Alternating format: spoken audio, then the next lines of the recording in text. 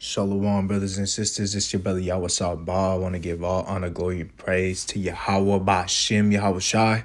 Peace, salutation to the hopeful elect scattered abroad across the four corners of the earth, learning or teaching this gospel in truth and sincerity. Shalom. Today I want to go over Genesis 49, the chapter, break it down, to get a more understanding on the prophecy of the end of the world. This was an end time prophecy, and this proves how we're Israelites, and it proves how we're in the end times as well, because it's an end time prophecy. And this is what Jacob saw. So I'm gonna start it off with that book of Romans, chapter 8, verse 16. The Spirit itself bear witness with our spirit that we are the children of Yahawah, Ba'Shem, Yahawashi. And this thing, our spirit is of Yahawah, Ba'Shem, Yahawashi, and it bear witnesses with us that we are of the children of Yahawah, Ba'Shem, Yahawashi. I'm going to line this up. That Revelation chapter 19, verse 10. In Revelation chapter 19, verse 10, I fell at his feet to worship him, and he said unto me, see thou do it not. I am thy fellow servant of thy brethren that have the testimony of Yahawashi. Worship Yahawah, Ba'Shem, Yahawashi. Salakia, worship Yahweh, for the testimony of Yahawashi is the spirit of prophecy. And that's what the spirit of prophecy is. It's the testimony of Yahawashi is the spirit of prophecy, and that's how that we have this spirit of prophecy to understand it, because we got the word and we understand it, like how in that Isaiah 8 and 16, like how the Akim brought out, we understand this word. It's sealed. And that's why we were able to break down Ezekiel 37, to go on the highways and byways and preach this word for whoever is a prophet, because we all have different lots. This is all worldwide too, because the gospel shall be preached on the four corners of the earth, and the end shall come. And like that's the thing with Esau. His Christianity, it's preached on the four corners of the earth, and the end hasn't came yet. So it's just showing you that we're the true Israelites, man. That's all false doctrine. I'm gonna get this at Jeremiah chapter 1, verse 5. Before I formed thee in the belly, I knew thee, and before thou camest forth out of the womb, I sanctified thee, and I ordained thee a prophet unto the nations. And Salakia, verse 6. Then said I, Lord God, behold, I cannot speak, for I am a child.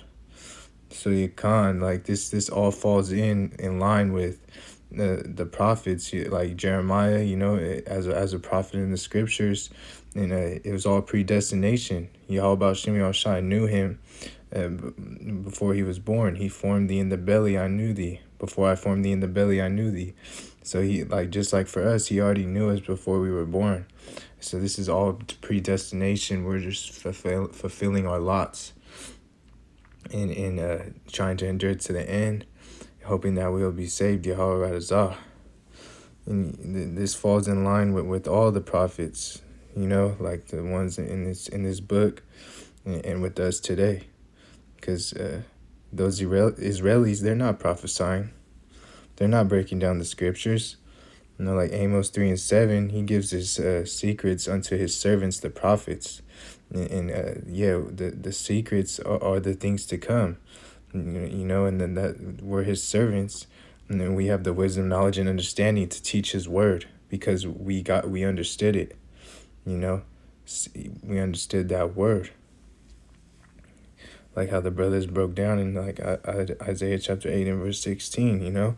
Seal the law, sealed his word in us.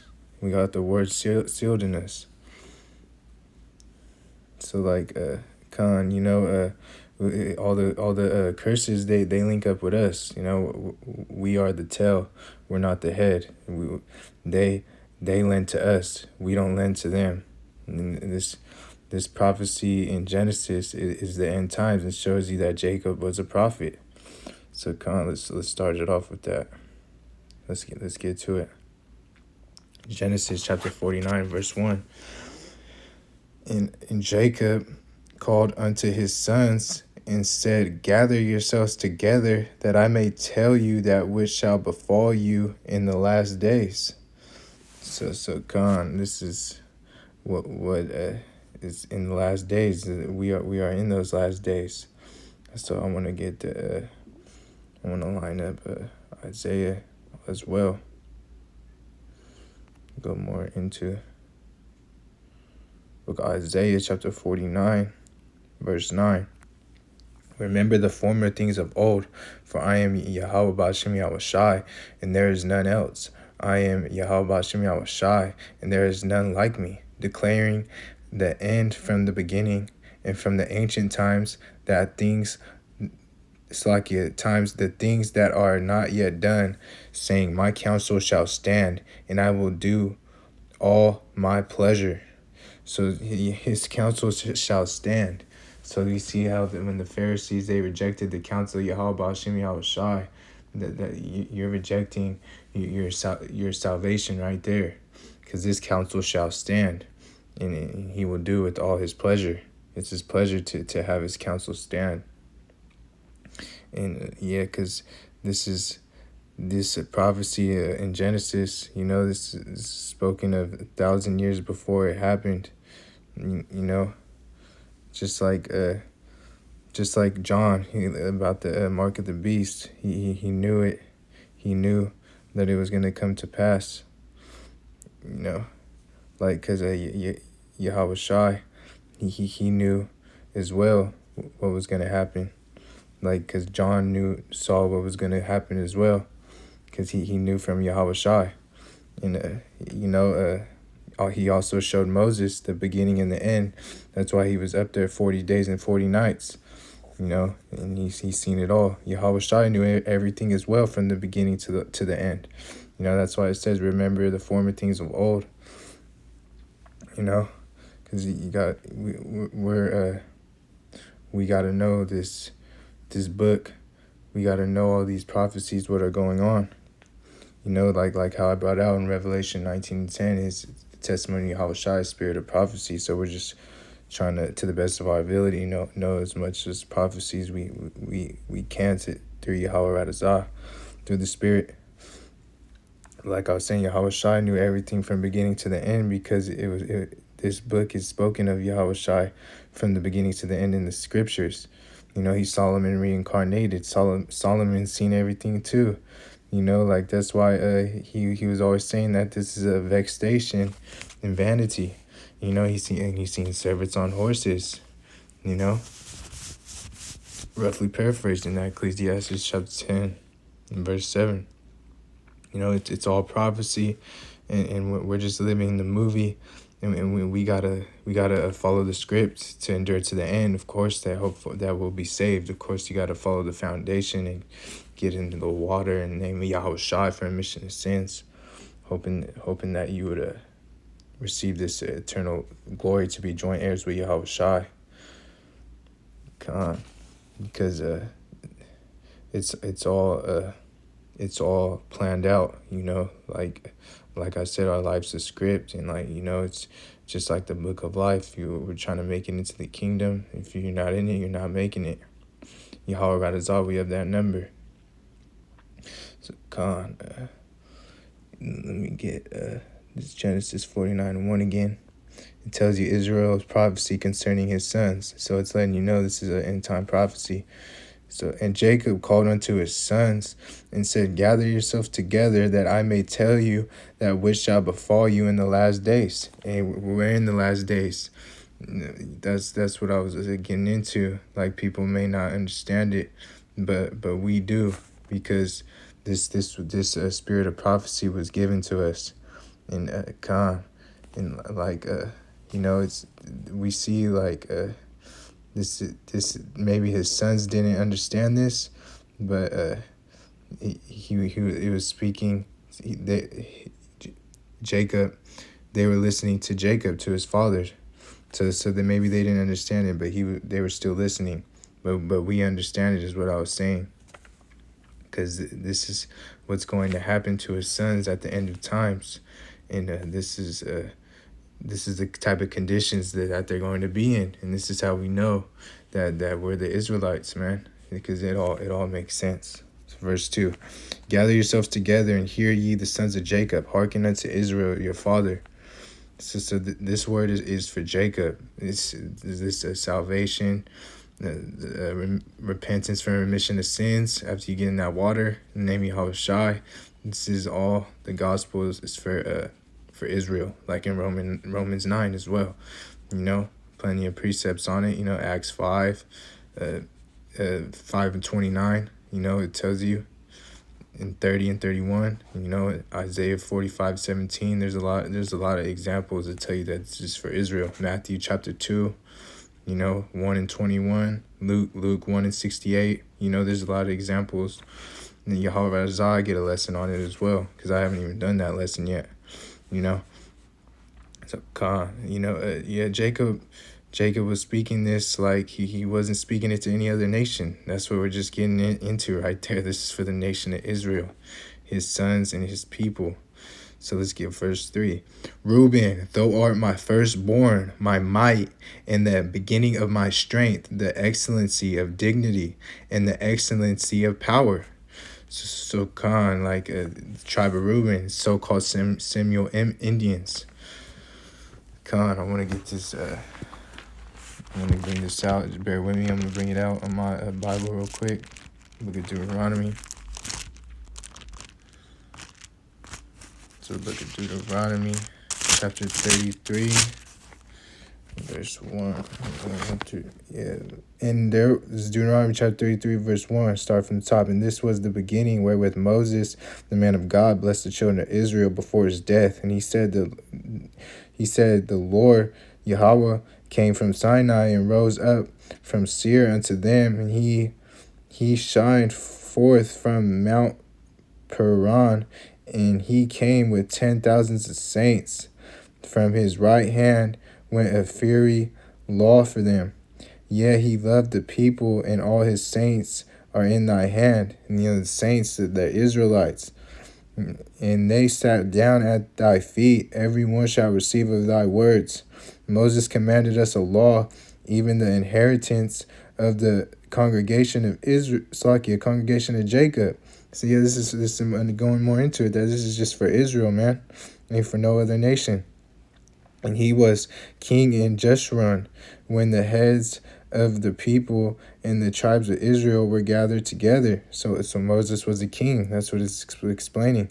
Let Reuben live and not die. Let not his men be few.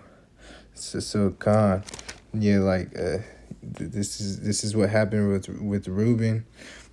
All the rest of Gad was beat, and beaten to the knees, and Reuben brought Esau to a stalemate, and had to cross Oklahoma.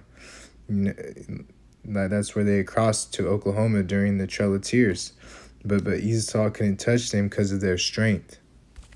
So Khan, I'm gonna continue on verse 4. Unstable as water, thou shalt not excel, because thou wentest up to thy father's bed, and then defiled thou it. He went up to my couch. So this is going into how he lost the birthright. Reuben was the firstborn, but he lost the birthright because he was supposed to have that birthright because he was the firstborn. But we're gonna read on, and we're gonna see why he didn't get it. So Khan. Yeah, because he's saying that because he defiled it and went up to my couch. I'm going to just read it again. Unstable as water, thou shalt not excel, because those wentest up to thy father's bed, then defiled thou it. He went up to my couch. That's why he didn't get the birthrights, because he laid with his father's concubine. And that's why he lost his blessing. He's still an Israelite in the tribe, though. You could see that in Revelation chapter 7, that he's still a tribe, because when the elect, he is still 12,000, still a tribe. Let's read on verse 5. Simeon and Levi are brethren. Instruments of cruelty are in their habitations. So, I'm going to look up that instruments of cruelty real quick.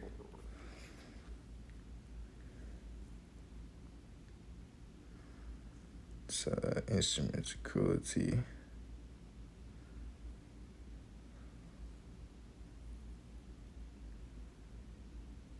So instruments of cruelty, violence, unrighteous, dealing wrong, violent, wrong, cruelty, injustice, and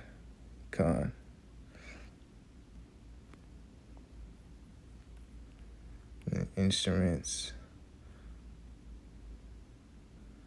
labor, implement of music, implement of labor. So basically I want going into it like the instruments of cruelty. It's violence, wrong, cruelty, injustice. And that's just going into like the instruments of cruelty right there. Because when you look at the island of Hispaniola, which is in the Dominican Republic in Haiti, they are dwelling together. And those instruments of cruelty are amongst them, the unrighteousness. That's what, I wanted to show that. Of cruelty. It's like if we're going on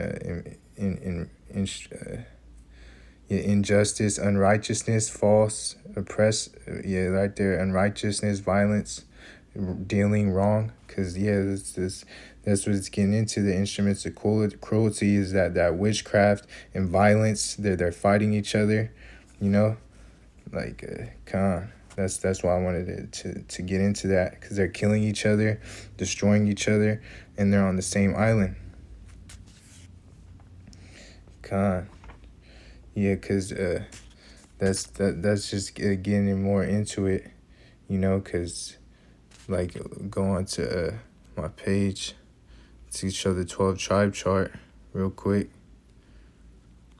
to show you what Levi's the Haitians, Simeon's the Dominicans, and because they're on the same island.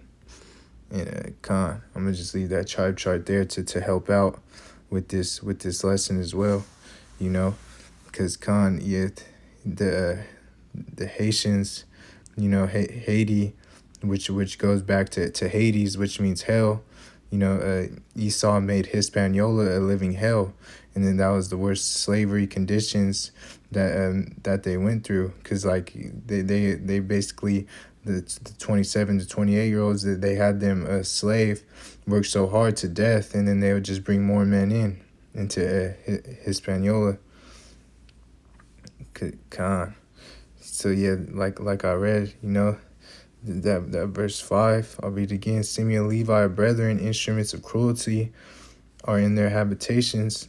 The secret assembly is of their witchcraft, because Simeon has it as well. Haiti has it as well.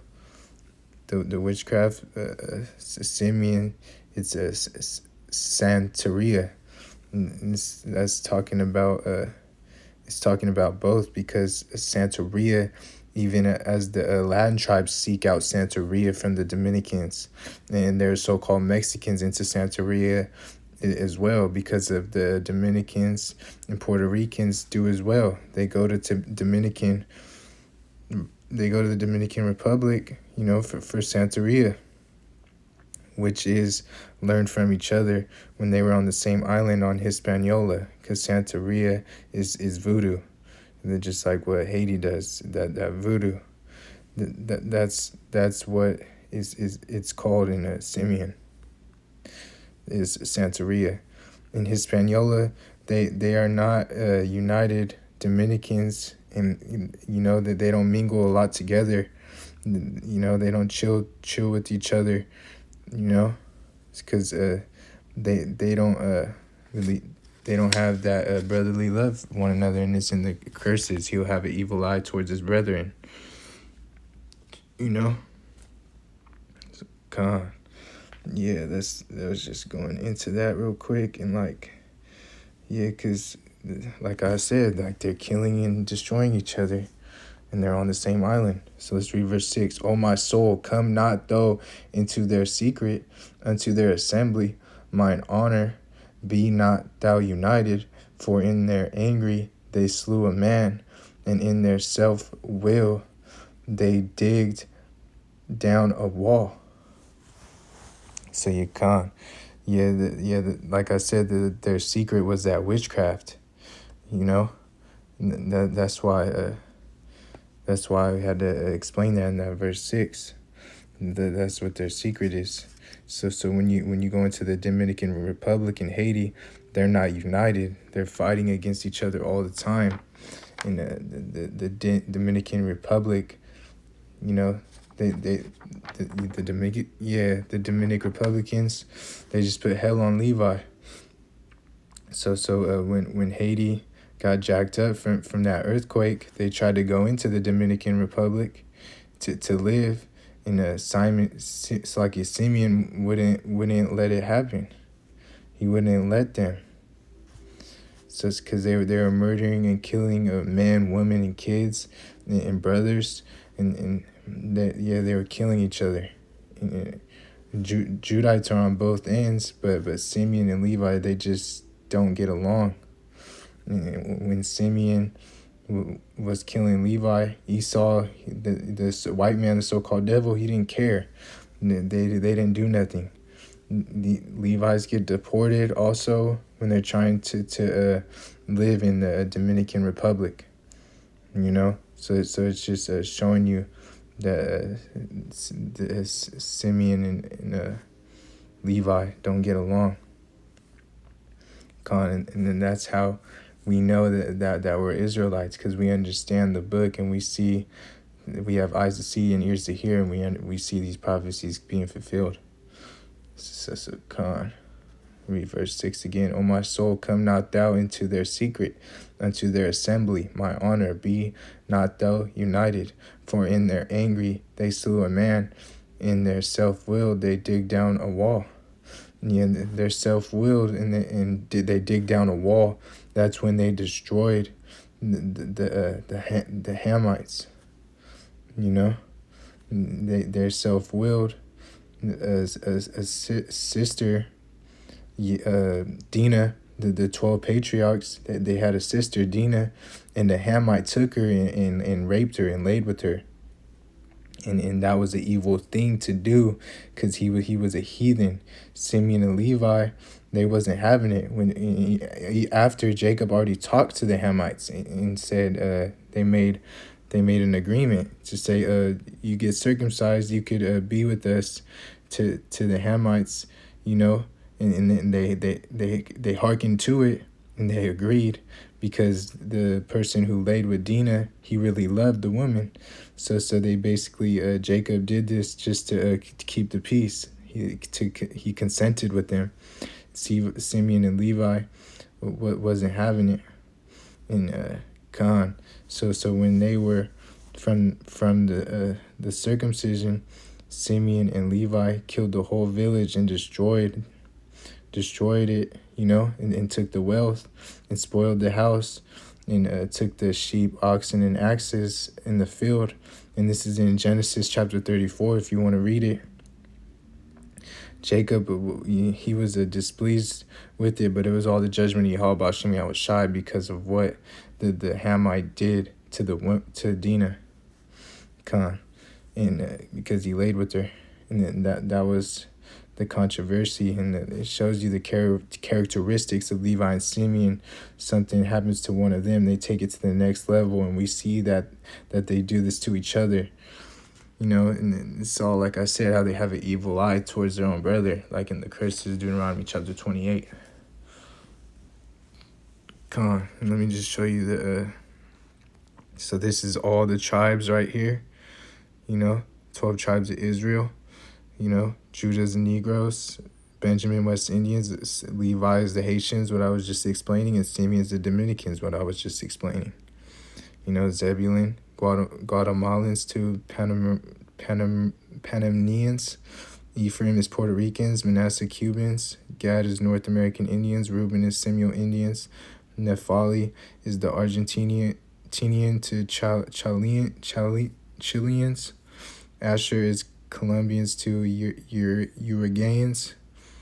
Uruguay.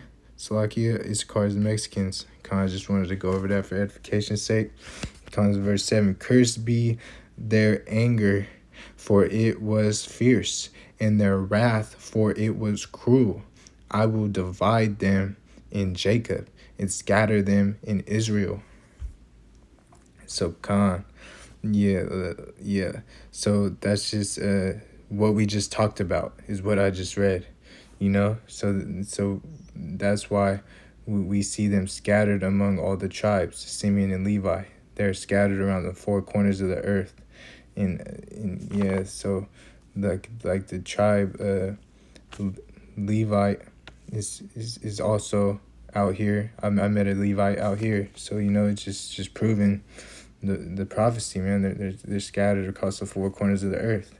I met one out here in California when I was on the block, preaching the word. He came up to me. So, because we know that the so-called Negroes went from West Africa in Europe and put them in slavery, and they didn't separate us by tribe. They had Judah, Benjamin, Levi, and Simeon. They took Simeon from Hispaniola and took to Spain. The point of the matter is we see this going on, and Simeon doesn't like to be called NATO. They'd rather be called Spanish, because they're on that land and divided of that land. Simeon, they don't like helping Levi is what we were getting into, because when Levi got out of slavery under the French, they've been oppressed ever since. And Simeon didn't come over the border saying, let's help y'all. Esau kept it that way. It's all part of prophecy as well. Esau loves it. He loves the division, and Khan, so I'm going to continue on verse 8. Judah, thou art he whom thy brethren shall praise. Thy hand shall be in the neck of thine enemies. Thy father's children shall bow down before thee. So Judah is who's the closest to Esau in this captivity in Babylon the Great, known as America. Under this devil, Esau, Edom, the so-called white man, were still subject to payments.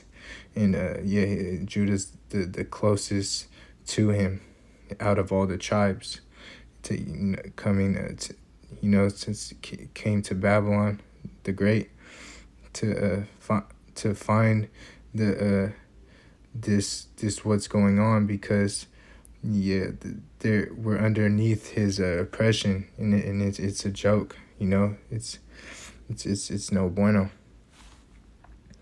So I want to get that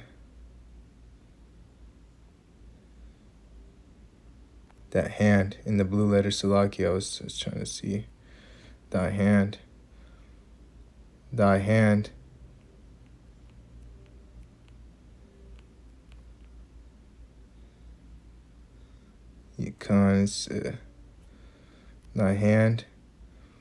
is strength, power. That's what it's going into right there, because we're his support, we're his strength and power in this man's society. That's why I wanted to get into that. Because Judah. I don't know if I'm Judah, but I'm just speaking about it. That's why I wanted to show that, because Judah is supporting this man's society and is right underneath Esau's society, which is America, Babylon the Great. And Judah supported this system, since employment, because we were still in captivity, and we're still subject to payments, like I was saying. So I'm going to get the neck. In the neck, the back of the neck, the back of the neck, stiff of the neck, the back. Yeah, and that's basically getting into it. Like, you know, that the backbone of this place, you know, con, because the back, stiff necked, is Judah is right behind this man. It's like I was saying, it states in his society. And Jake supports this system. If you look into it, like how our people, we made a covenant with the heathen. That's why I said we're like the backbone of this place. The stiff of neck, you know, stiff necked, like the back stiff necked. Con. Yeah, it's because we're the Judah's the backbone of this place. You know, that's because at the end of the day, this whole kingdom was made off the blood, sweat, and tears of the 12 tribes of Israel. But I'm just going into Judah right now, you know?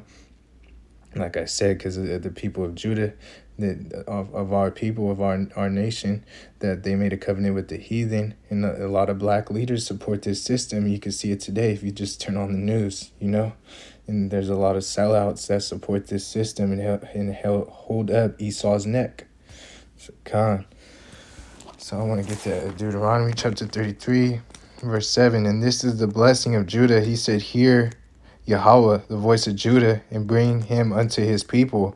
Let his hand be sufficient for him, and be thou in help to him from his enemies." Yeah, because Yahawah has done this for Judah in this captivity. He's made the gifts of them sufficient for them, and he's helped them against their enemies to keep them alive, you know? Because, like, this is all us getting close to our oppressors. And, you know, like, we would be, if you're in reality, if Yahawashi wasn't watching over us, if you're close to your oppressors, you're gonna be smashed and you know, because it's just Yahawashi, he opened the seals for us to wake up and come out of this oppression, this darkness. You know, he woke up and came out of because if you're close to the oppressor, it's hard to wake up, is what I'm saying. And we woke up through Yahawashi, and he kept us alive during this captivity. Yahawashi, you know, all praises to Yahawashi. Verse 9. I wanted to get that verse 9 now. Judah is a lion's whelp. Genesis 49, verse 9. Judah is a lion's whelp from prey, my son. Thou art gone up. He stooped down. He couched as a lion and as an old lion. Who shall rouse him up? Yeah, because Judah, at a point of the time in this society, they rised up. You know, the civil rights era. You know, in the yeah, because also like in the 60s and 50s, they didn't wake up because Esau gave them the jobs and kept them down, you know, as like an old lion who's going to rouse them up.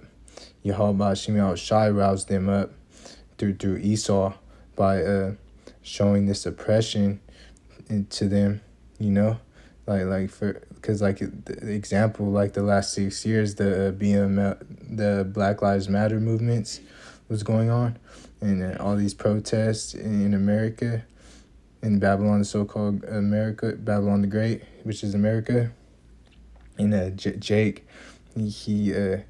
they get beat down by these cops, and that's just another awakening through Yahawashi for Jake to wake up to see what is happening. Like, you know, George Floyd, Trayvon Martin, and there's so many others that you can name, and it roused up Jake and to wake up, you know, because Esau roused him up through Yahawashi. So Yahawashi is who I'm saying who roused up Jake through Esau.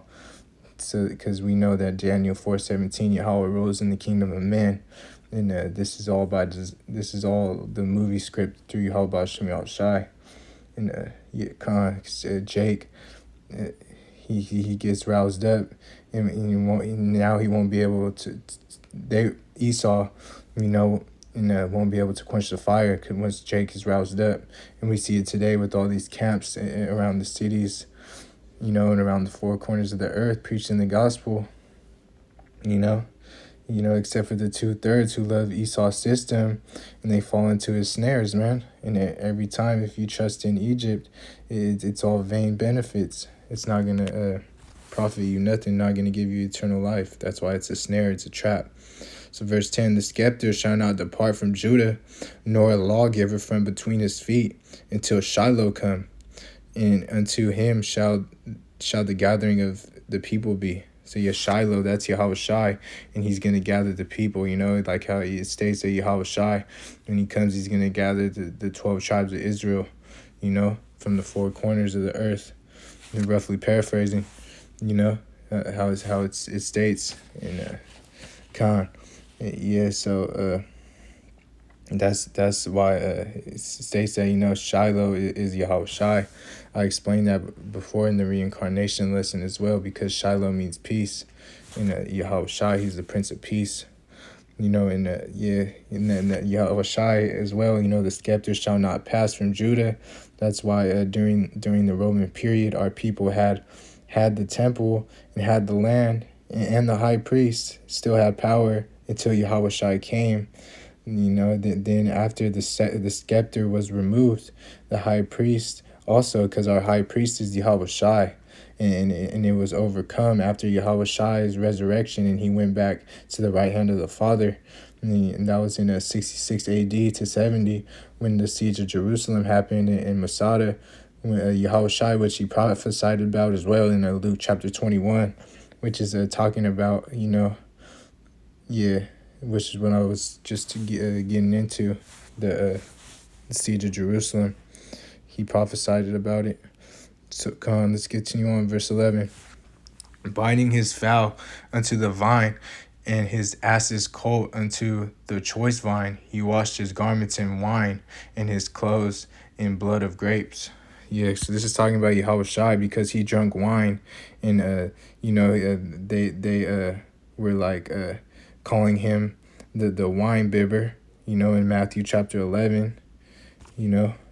That's why this is talking about when he drank the wine, and also when he came into Jerusalem, he came in and asked his colt.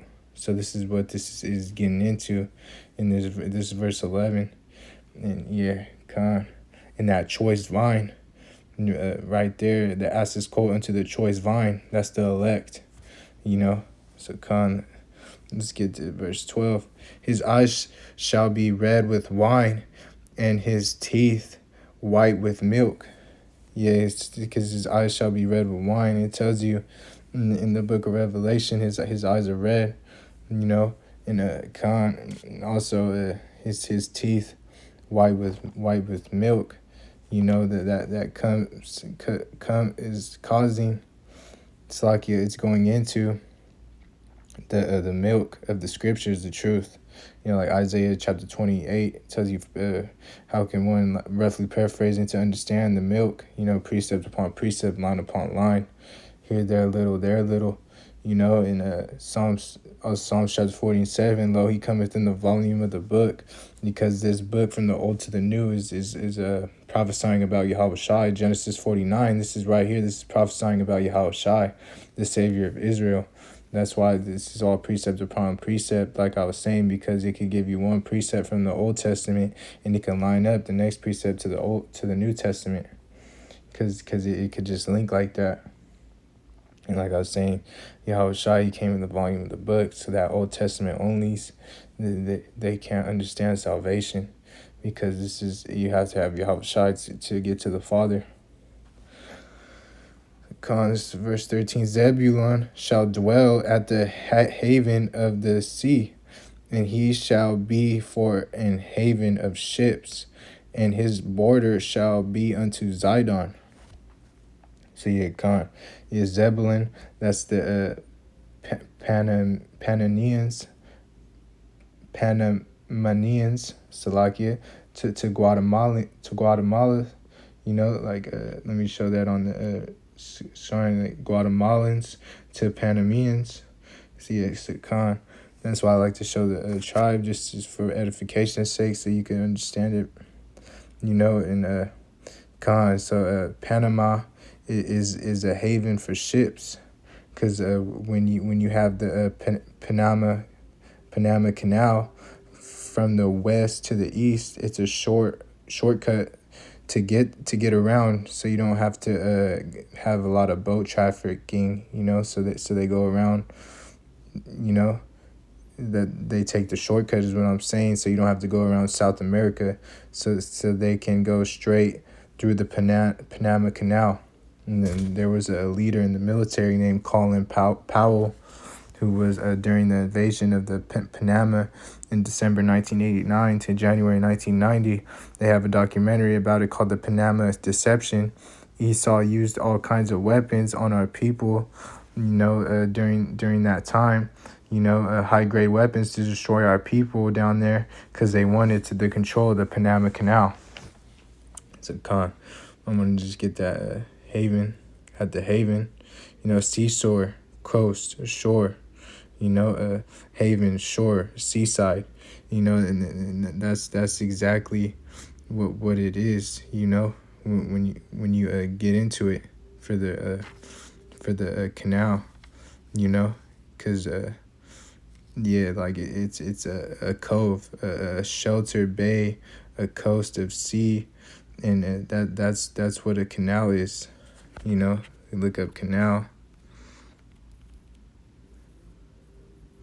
Of artificial waterway constructed to allow the passage of boats or ships inland or convey water for irrigation.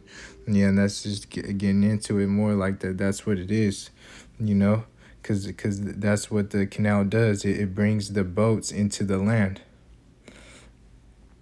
Come on, let's get into Issachar now. You feel me?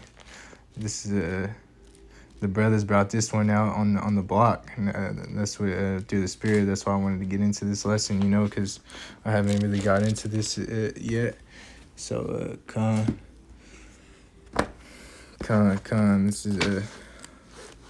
This is Issachar, Genesis chapter 49 and verse 14. Issachar is as strong as couching down between two burdens.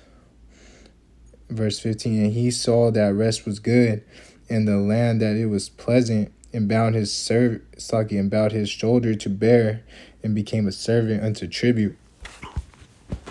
So Khan, that verse 14, the two borders are North and South America, and America is in between. The North and South in America is between, So Khan, yeah, like that's why you also get that donkey symbol, that they have it on their flag, the boars, that's a donkey symbol, and it's a symbolism of hard work, that's what a donkey is it's a hard working donkey, that animals are always working, and Khan, because the Issachar, they went through the Inquamindo, the slavery, that northern kingdom. That was the northern kingdom slavery for Issachar. They were under the Assyrian captivity, the Aztecs. And Khan, and that's why I just wanted to get into that for edification's sake. And that Issachar means he is hired. So that's why it says that he became a servant unto tribute. Khan. And that's what he is in these last days, man. He's the Issachar that they're always working, That's why you can hire an Issachar to get the job done for little of no money, and they will do it, and it will be an excellent job every time, And the man, and these Issacharites, they come into America between the North and South, and that's why they are always trying to escape the burden, because they're trying to come to America from the North and South. Yeah, Khan. Yeah, and also, this is Yashashkar when you go into the going into the blue letter, like how the brothers did. You feel me? Strong's H3485. Yashashkar. Yeah, Yashashkar. Yeah, so Yashashkar, Yish means he, and then Sashkar means he is is hired. That's why it's he is hired. You know, you know well yeah, Salaki, because like Yah means he and Shashkar to hire, but Yashashkar means he is hired. So that's how you break it down, and then like you know he was conceived by because his mother the mandrakes and that's why she said let me get with Jacob, and she had to pay the mandrake. She had to give a wage to the mandrake. That's why he is hired, because the mandrake being goes with it, being given. And that's why, if you read about it in Genesis 30, when Leah, she when she has the son, it says, you know, yeah, like he God has hearkened unto me, roughly paraphrasing, and God had given me my hire, and named the son Issachar. So it's my hire, like it's all going into like what Issachar is in these last days, just working, like he is hired, like I was saying, because trabajo in Spanish means to put to work, and they were made to work, Come on. And they work as slaves. We see it today. When I worked in the fields, it was all Mexicans. I kid you not, all Mexicans working in the field, talking Spanish. I don't know Spanish, but they still showed me love. They was talking to me. Let's get this Deuteronomy chapter 33. So I can bear with me. Deuteronomy chapter 33 in verse start at 18. And of Zebulon he said, rejoice, Zebulon, in thy going out, and Issachar in thy tents. Yeah, they live next to each other. In verse 19, they shall call the people unto the mountain. There they shall offer sacrifices of righteousness, for they shall suck of the abundance of the seas and of the treasures hid in the sand. Yeah, that's why that's getting into like what they do. That's to prosper. Of the they got the trades and the wealth.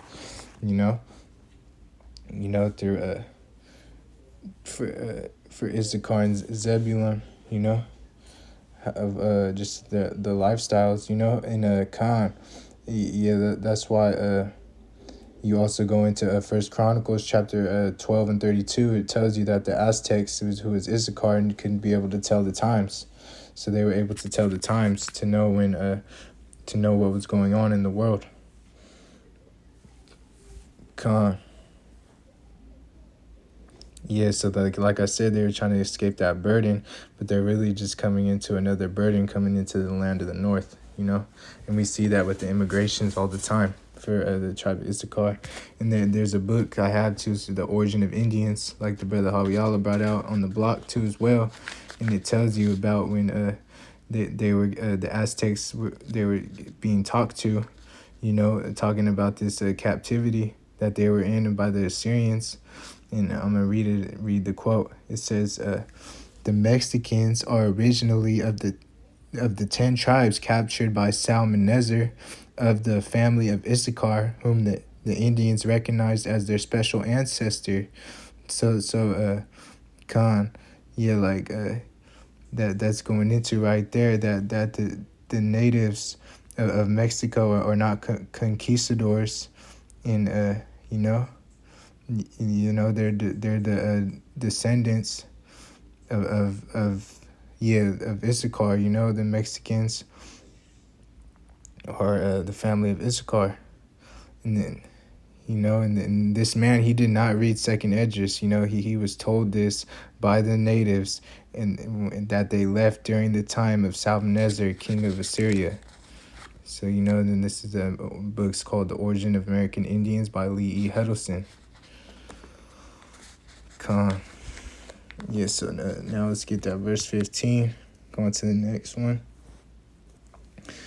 And he saw that was Slakia, and he saw that rest was good, and the rest that it was pleasure, and bowed his shoulder to bear, and became a servant unto tribute. So yeah, I just was going into that, So that's why just to go more into that, because the pleasant, he saw that rest was good and that the land it was pleasant, and just going into how you see these Mexicans, they take these hour-and-a-half long naps, and because they're the ones cleaning the houses as well through all the world, it used to be the so-called Negroes. Now it's the immigrants, and they pay them little nothing.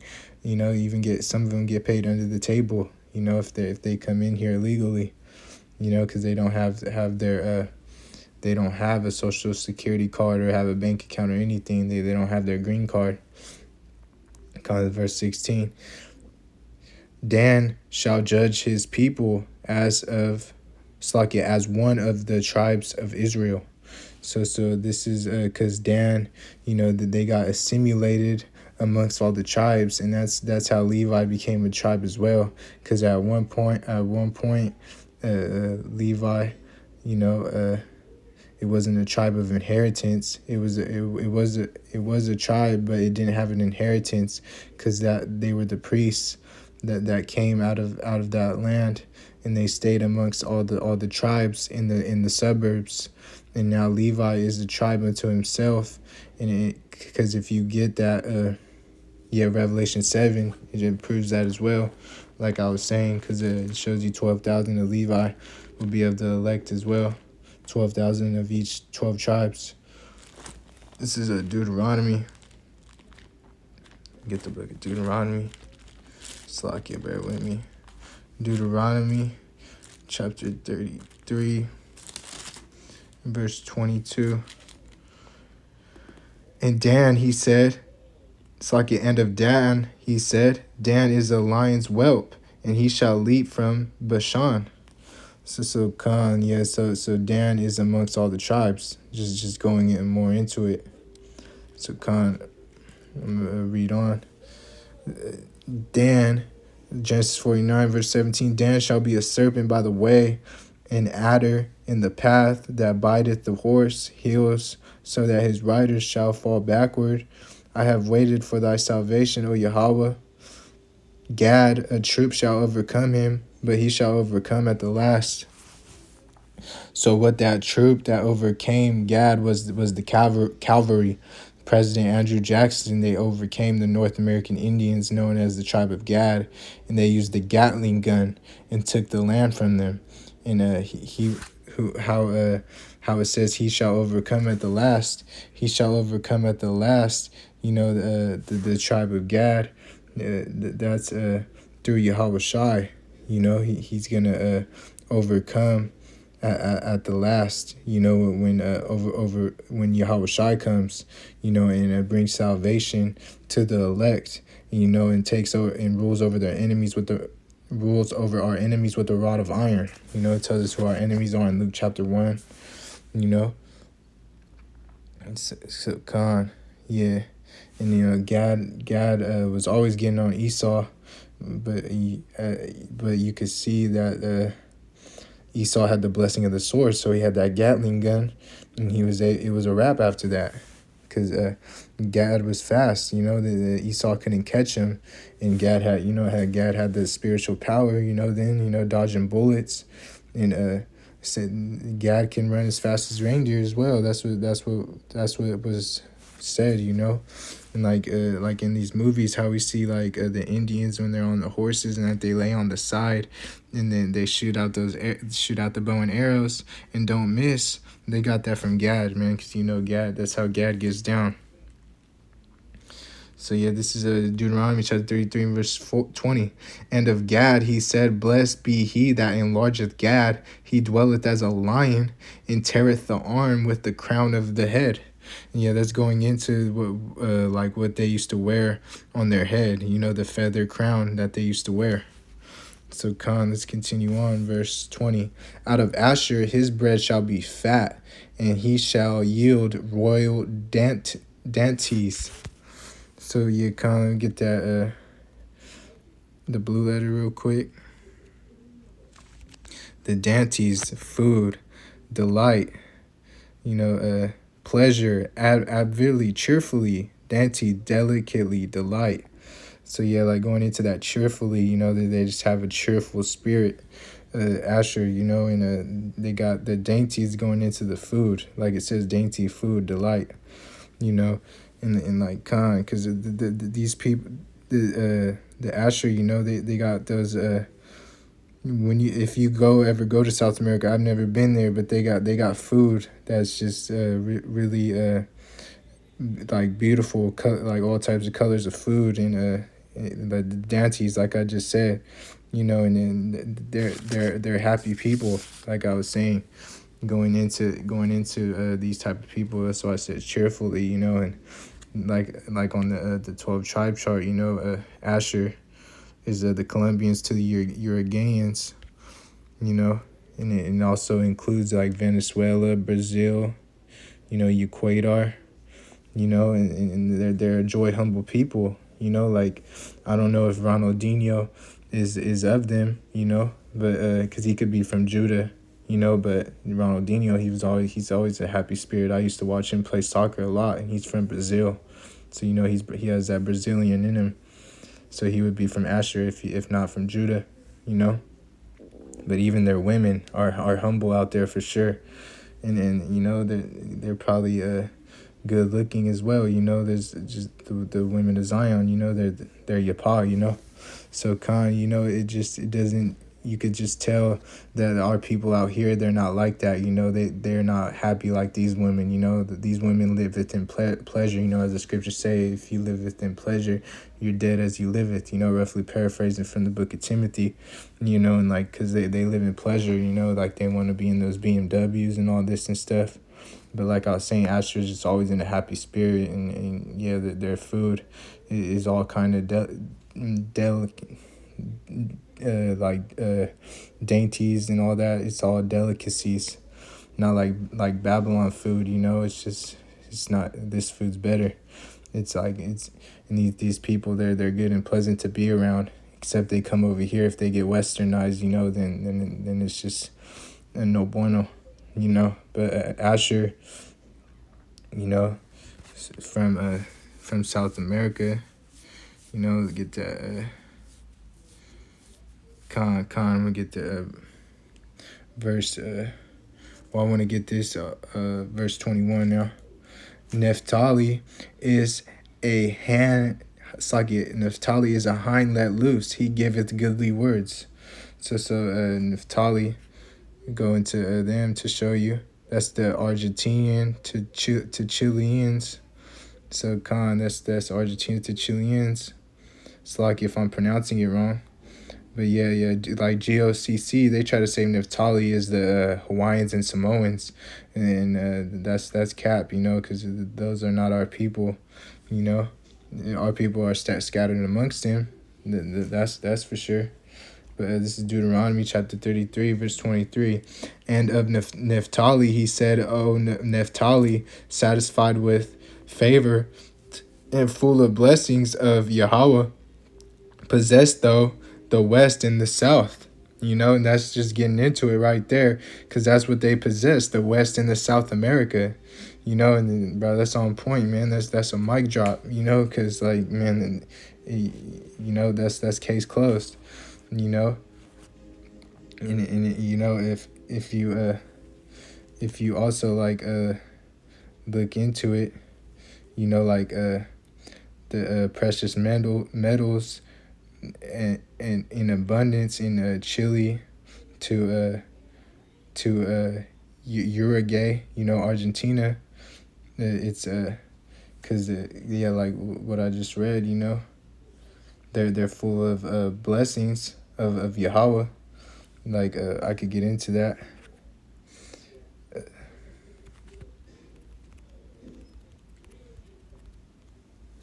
Precious metals and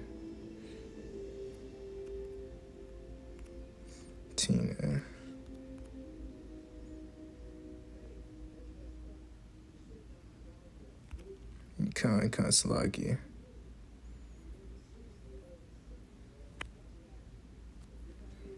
Let's see. Precious metals.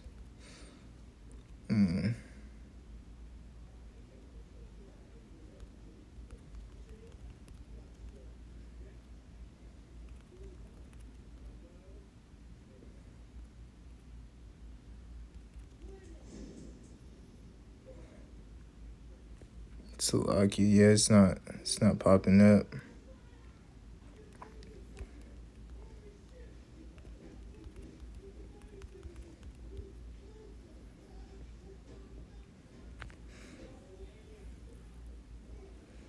Yeah, like the precious metals, it's like yeah, I'm trying to see like Salaki. It's not popping up. Precious metals in Chile to yeah.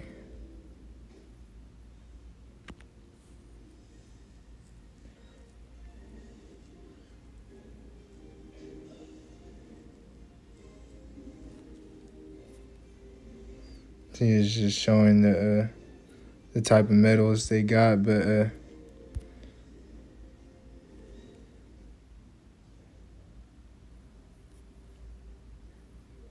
Salaki about that. Yeah, I was trying to show like the precious metals because they have those precious metals, like they got full of blessings over there, because like Brazil in the Hebrew word is silver, so they got a lot of silver down there, kind of like silver, yeah, like I'll look at that up, like silver and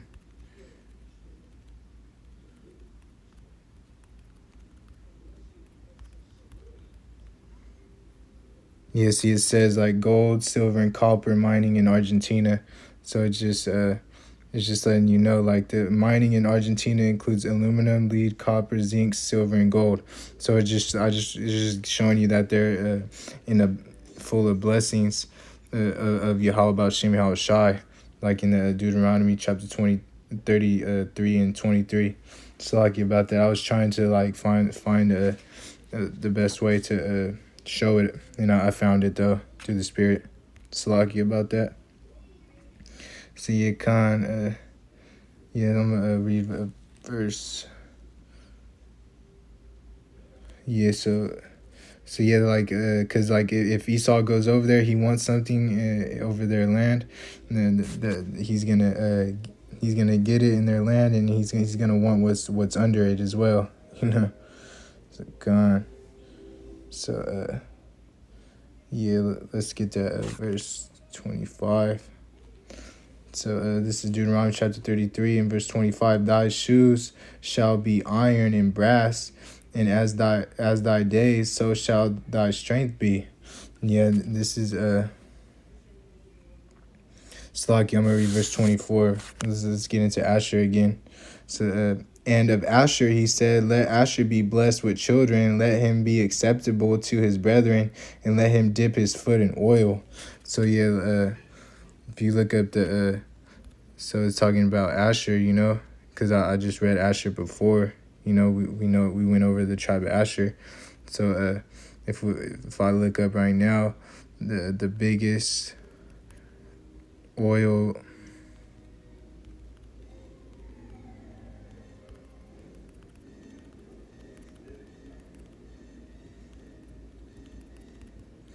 reserve in South America is Venezuela, and that's going into Asher. That's where the people of Asher stay at, because we know there's Judites among them too. But I'm just saying that's the majority. It includes Venezuela, because they're Colombians and Uruguayans.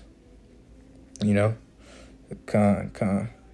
So yeah, like and now that just proves the point right there that the scriptures don't lie, because that's where Asher's at, and then going into that's 304 billion barrels in 2021 of oil. And yeah, those are Asherites. You know, and Esau he chokes their goods. You know, because he made a he that's what he did to Valenzuela. You know, to their people. You know, through the puppet leaders. You know, he rapes the country. You know, that's what a CIA does. You know, they'll go over to a country and pay off the government to serve Esau, Edom, the so-called white man, if they don't do what he wants. You know, if you don't, if you can't, if they can't pay you off, is what I'm getting into. They'll kill you. If not, they will cause opposition. So you'll have to leave and exile somewhere else, or you'll just disappear and you can't stay there.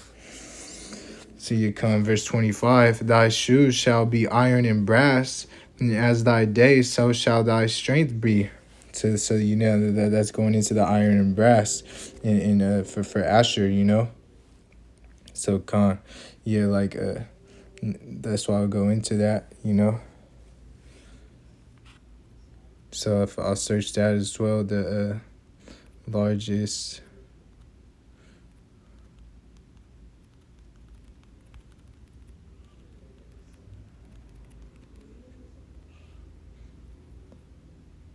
So the largest iron mine in South America is the Coraza mine. Is the largest one.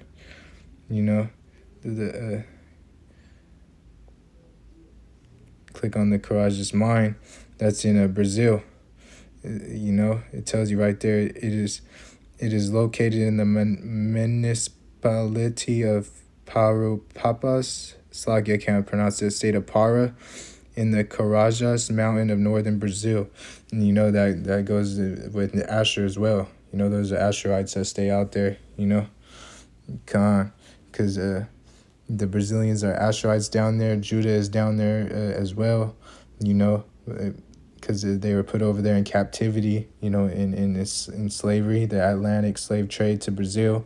More than 3 million so-called Negroes were transported across the Atlantic and sold into slavery over there.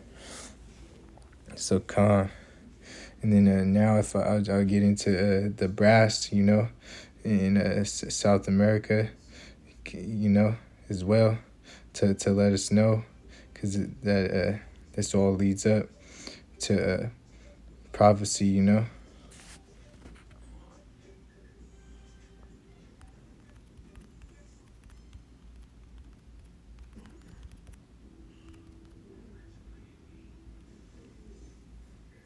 So the biggest copper mine in South America is the Escondida mine in Chile. Is the world's largest copper mine based on capacity. You know, in we know that goes into that goes into where Naphtali's at, but we know that that's right by them. You know. So like it could be some Asherites in that area, you know, in because brass is copper, you know, and like I said, like Chile's right by Brazil, and it's also by Peru, so we know that Peru also has a large copper mine out there, and you know Asherites stay in Peru as well, you know, so this is just to link it all up to it, you know, prophecy doesn't lie, you know. So we can continue on now. Verse 22, Joseph is a fruitful bow, even a fruitful bow by a well whose branches run over the wall. So Joseph is interchangeable with Ephraim. You know, Ephraim got the greater blessing between him and Manasseh, even though Manasseh was the oldest, and Ephraim is the so-called Puerto Ricans, you know. And let's get that. I'll get this in my Bible real quick. Bear with me. Bring out that book of Ezekiel. The book of Ezekiel.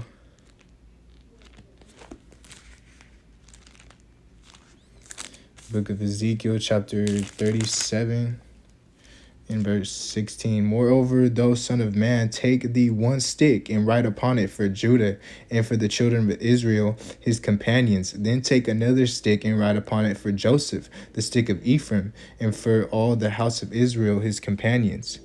So yeah, Khan, it's going into the that that right there is it's going into that Jeroboam was an Ephraimite, so they're the top tribe of the in the northern kingdom. That's what it's going into to line it up with the Genesis 49 and 22. So I'm gonna read Genesis 49:22 again. Joseph is a fruitful bow, even a fruitful bow by a well, whose branches run over the wall. And this is just meaning that his seed went past Puerto Rico and it came to the Americans, America.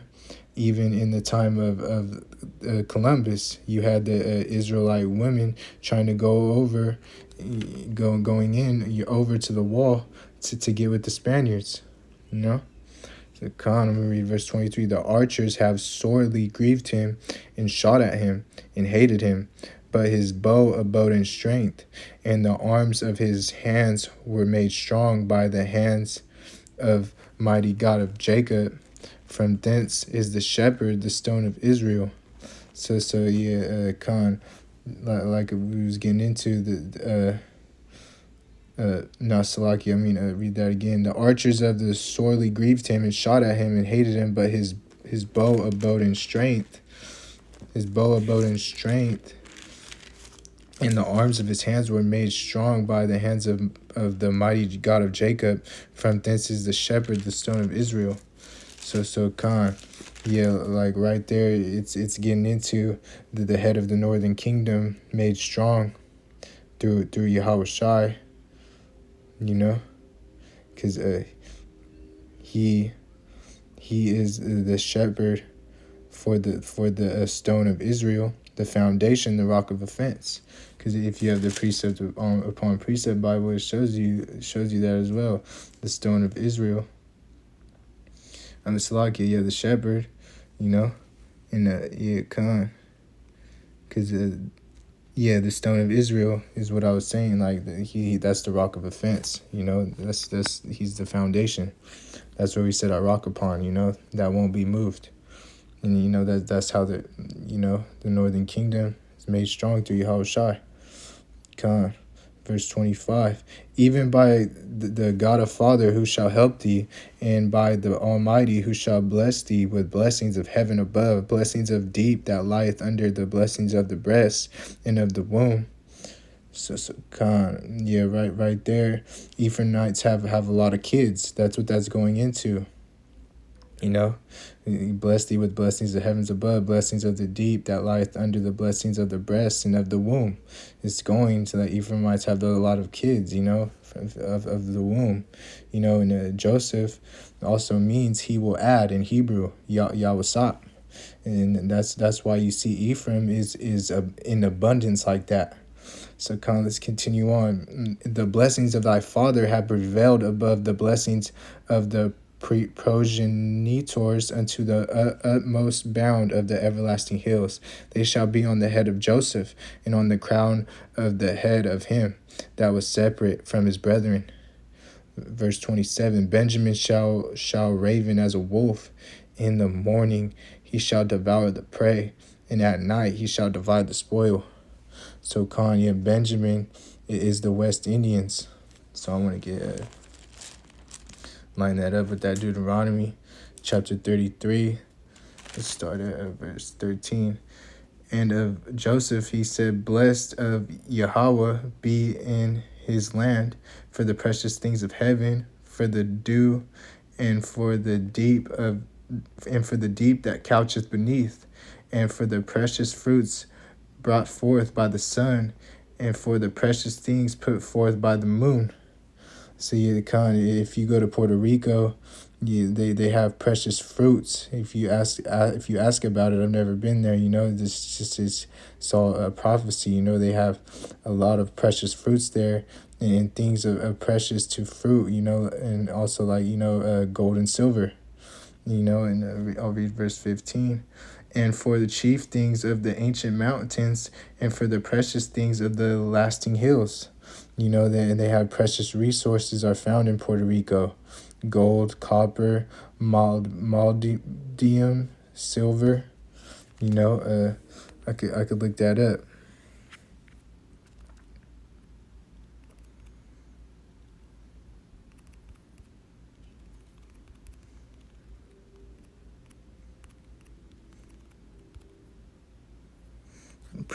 Puerto Rico's renewable resources include, you're right, it's like your natural resources are copper, nickel, and oil.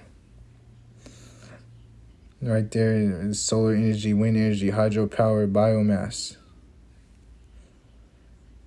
It's just going into what they have. And I read it off as well, what they had too. I'll read it again. That going into, like, they have that gold, copper, the molybdenum, and silver. In Puerto Rico, they're not eating off these resources like the Ishmaelites. They eat off the oil in the land. Because us Israelites, we don't get benefits off nothing. Not even from our fathers. We don't get no inheritance from when they pass away. Only Esau, Edom, and these other nations do. Esau, Edom, the so-called white man. And I've seen it before as well. There's a dude at my job who got an inheritance from his father, and his bank account is stacked, loaded, because this is all prophecies, because we're in the curses and they're not right now, Soon it's going to all flip, Yahawah Radazah sooner than later, because like I said, we're in the hand of our enemies as well and ruled by our oppressors, so we can't escape being under our oppressor, because this is just, we have to endure to the end, hoping that we be saved. So continue on, it's verse 28, and it's like, all these are the 12 tribes of Israel, and this is that their father spake unto them and blessed them, every one according to his blessing he blessed them. And he charged them and said unto them, I am gathered, I am to be gathered unto my people. Bury me with my fathers in the cave that is in the field of Ephron the Hittite. In the cave that is in the field of Machpelah, which is before Mamre, in the land of Canaan, which Abraham bought with the field of Ephron the Hittite for a possession of a burying place. So Esau found all that as well. That's how you know we're the Israelites. I'm gonna continue on. There they buried Abraham and Sarah his wife. There they buried Isaac and Rebekah his wife, and there I buried Leah. Verse 32. The purchase of the field and of the cave that is therein was from the children of Heth. And when Jacob had made an end of commanding his sons, he gathered up his feet into his bed, yielded up the ghost, and was gathered unto his people. So that's when Jacob passed away, commanding of his sons, get that in NLT for a better explanation. He finished the charge to his sons, that's what he finished, what he had to say, and then, NLT, when Jacob had finished the charge to his sons, he drew up his feet in bed, breathed his last, and joined his ancestors in death. So he went with his forefathers, and that's what, so he would be in Sheol right now, with the forefathers on the righteous side, and that's what I'm saying. He died in his sleep. So that's how it was in the ancient world, not being afraid of death. He was prepared for it. He gave him a blessing before he passed away, and put his feet up, and and then he went to sleep. He gave up the ghost, like as he explained. A good example of this is in Star Wars. Yoda in Hebrew, which goes for Yahawah, which is corruption of Yahawah. And when he went to sleep, he closed his eyes and gave up the spirit to go into rest with his fathers. And that's what Jacob did. And we're only scared of Yahawashi. We ain't scared of nobody else. Another example is, David, he did the same thing with Solomon. Before he died, he blessed him, saying, if you keep these laws, you'll be, in the name of Yahawashi, you'll be good. If not, you'll be bad. And then, and then that's exactly what Jacob did, man. To his 12 sons, and then he gave up the ghost, and then we follow the example of our forefathers. Yahawah Radazah, this lesson was edifying. Just wanted to break it down. for truth's sake, you know. So this is Matthew 26:6. Now when Yahawashi was in Bethany in the house of Simon the leper, there came unto him a woman having an alabaster box of very precious ointment, and poured it on his head as he sat at meat. But when his disciples saw it, they had indignation, saying, To what purpose is this waste? For this ointment might have been sold for much and given to the poor. When Yahawashi understood it, he said unto them, Why trouble ye the woman? For she hath wrought a good work upon me. For ye have the poor always with you, but me ye have not always. For in that she had poured this ointment on my body, she did it for my burial. Verily I say unto you, wheresoever this gospel shall be preached in the whole world, there shall also that this woman had done be told for a memorial of her. And with that, I want to give all honor, glory, and praise to Yahawah, Yahawashi. Peace, salutations to the hopeful elect scattered abroad across the four corners of the earth, learning or teaching this gospel with truth and sincerity. Shalom.